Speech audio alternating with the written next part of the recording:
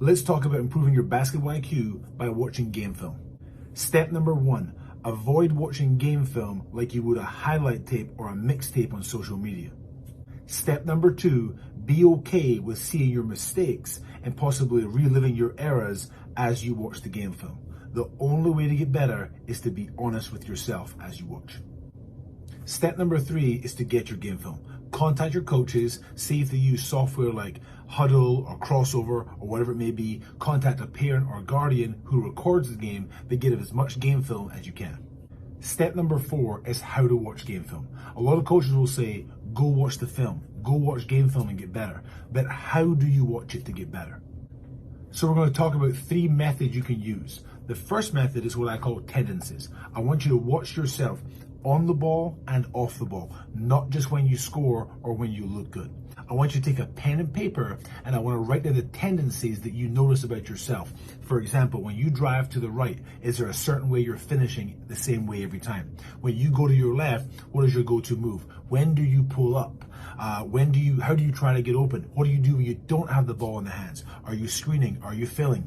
Do you run back on defense? Look and monitor your tendencies, and I want you to write down the good and the bad. Also think about it. Coaches will say, you're not playing hard enough, or I can't play you because you're getting beat defensively, or you don't know the plays.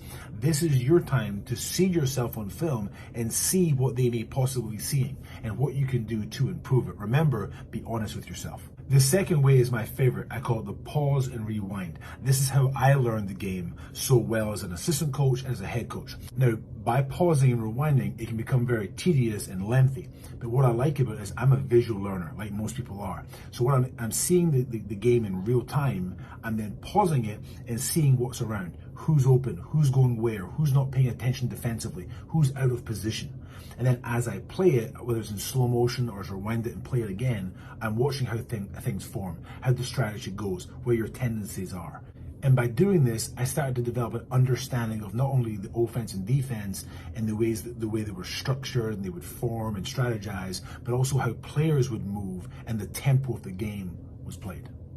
And most importantly, as a player, put yourself in that position. So when you pause, you can say to the player or to yourself, where should you have passed the ball? Who else was open? Where was the help defense actually coming from? So they can kind of talk through it and visualize.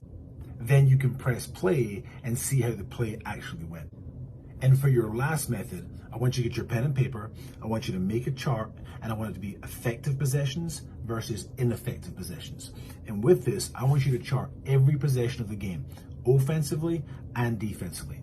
And I want you to put a check mark if you were effective in the play, or a check mark where you're ineffective. And let's talk about what effective means. It doesn't mean that you have to score the ball or make the assist or get the block or the steal. It can be setting a screen. It can be making a cut that got somebody else open. It could be spreading the floor, creating a lane for somebody else. It could be making the pass, which leads to the assist, which leads to the basket. Ineffective could be not boxing out, maybe creating a turnover, not having the right spacing. This is causing you to think and for you to understand what's effective and what's ineffective for you, for your team, and for the game.